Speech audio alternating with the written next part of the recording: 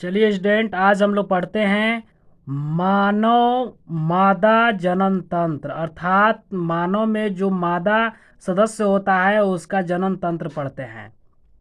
Human female reproductive system, इसके बारे में हम लोग अध्ययन करेंगे आज। तो वीडियो स्टार्ट करने से पहले मैं आग्रह करता हूं कि जो हमारे चैनल को सब्सक्राइब नहीं किया है सब्सक्राइब कर दें। चलिए दोस्तों, वीडियो को शुरू करते हैं हम।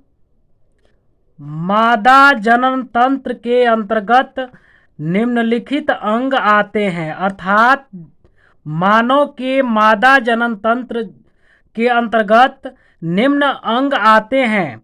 मानव में जब रिप्रोडक्शन होता है तो मानव के मादा में जनन संबंधित कौन कौन से अंग आते हैं, इसके बारे में हमको अध्ययन करना है। चलिए, तो मादा जनन तंत्र के अंतर्गत एक जोड़ी अंडाशय आता है। इसको मैं दिखाने की कोशिश कर रहा हूं। देखिए, ये एक जोड़ी अंडाशय, एक ये है और एक ये है। एक जोड़ी अंडाशय पाया जा रहा है। पहला इसमें बताया जा रहा है कि पहला एक जोड़ी अंडाशय पाया जाता है। अंडाशय जो है अंडा का निर्माण करता है। तो ये मानव का मादा का जनन तंत्र है, सिस्टम है, यांत्रिक सिस्टम आपको दिखाया जा रहा है यहाँ पे। तो इसमें पहला बताया जा रहा है कि अंडाशय दो जोड़ी होता है। तो मादा में जनन तंत्र पहला बताया गया है कि दो जोड़ी अंडाशय पाया जाता है। दूसरा है एक जोड़ी अंडवाहिनियां। एक जोड़ी अंडवाहिनियां जो अंडा को गर्भाशय तक पहुंचाने का कार्य करती हैं। यह है दूसरा जो है एक जोड़ी अंडवाहिनियां। यहाँ पर दिखाई दे रहा है आपको, एक जोड़ी अंडवाहिनियां पाई जाती हैं। यहाँ से अंडा जो है यहाँ से होते हुए सीधे कहाँ पहुंचता है, तो गर्भाशय में पहुंच जाता है। तीसरा है गर्भाशय, यूटेरस। देखिए, ये यूटेरस है, ये गर्भाशय है। तीसरा है गर्भाशय यूटेरस, अर्थात ये यहीं पे गर्भ पलता है। ठीक है, भ्रूण जो है यहीं पे पलता है। जब नर युग्मक और मादा युग्मक जब आपस में यहाँ पर आकर मिल जाते हैं तो यहाँ पे गर्भाशय में ही गर्भ का निर्माण होता है, जिसे हम भ्रूण कहते हैं। भ्रूण का परिवर्तन यहीं पे गर्भाशय में होता है।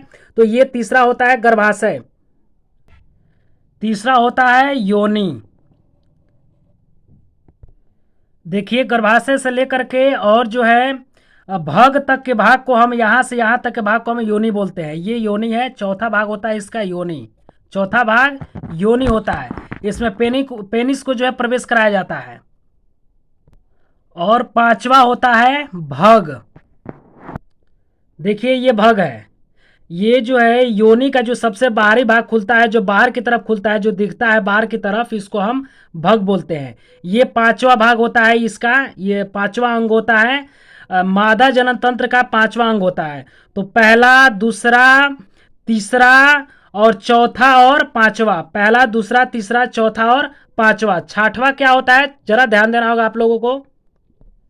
जी दोस्तों, छठवां होता है सहायक जनन ग्रंथियां, अर्थात जनन में भाग लेने वाली ग्रंथियां जो तैलीय तरल पदार्थों का स्रावण करती हैं, उसे एसेसोरी सेक्स ग्लैंड्स कहा जाता है, अर्थात सहायक जनन ग्रंथियां कहा जाता है।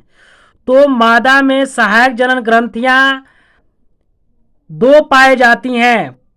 पहला होता है एक जोड़ी बार्थोलिन की ग्रंथियां और दूसरा होता है एक जोड़ी स्तन ग्रंथियां। इसको चलिए फिगर के द्वारा समझते हैं हम लोग।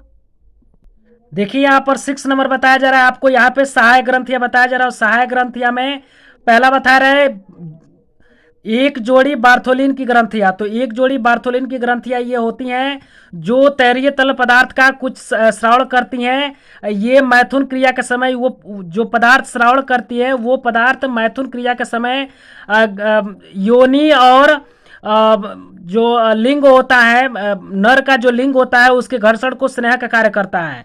और दूसरा इसमें बताया जा रहा है कि सहायक ग्रंथियां में जो दूसरा होता है वो स्तन ग्रंथियां होती हैं। स्तन ग्रंथियां जो दूध का उत्पादन करती हैं, इसमें सहायक, ये भी सहायक होती हैं। इसमें भी हार्मोन्स का, कुछ हार्मोन्स का सेक्रेशन होता है। लैंगिक द्वितीय लैंगिक गौड़ का लक्षण का ये दिखाता है, द्वितीय लैंगिक लक्षण को ये प्रदर्शित करता है, इसलिए हम सहायक ग्रंथियां इसको कहते हैं। तो मादा जनन तंत्र में जो है एक 6 नंबर में आता है सहायक जनन ग्रंथियां। दो जो जिसमें से एक पहला होता है बार्थोलिन की ग्रंथियां जो 2 जोड़ी पाए जाते हैं, यहाँ पर दिखाया जा रहा है भाग के पास ही होता है। ये जो है भग के ठीक जो है दोनों साइड में ऊपर की तरफ पाया जाता है, ये भग के ऊपर की तरफ पाया जाता है ये बार्थोलिन ग्रंथियां। और इसका दूसरा होता है सहायक ग्रंथिया का दूसरा होता है अस्तन ग्रंथिया जो वक्ष भाग पर पाया जाता है। ये जो है जो अस्तन ग्रंथियां होती हैं, एक जोड़ी अस्तन ग्रंथियां होती हैं, ये मादा के वक्ष भाग पर पाई जाती हैं।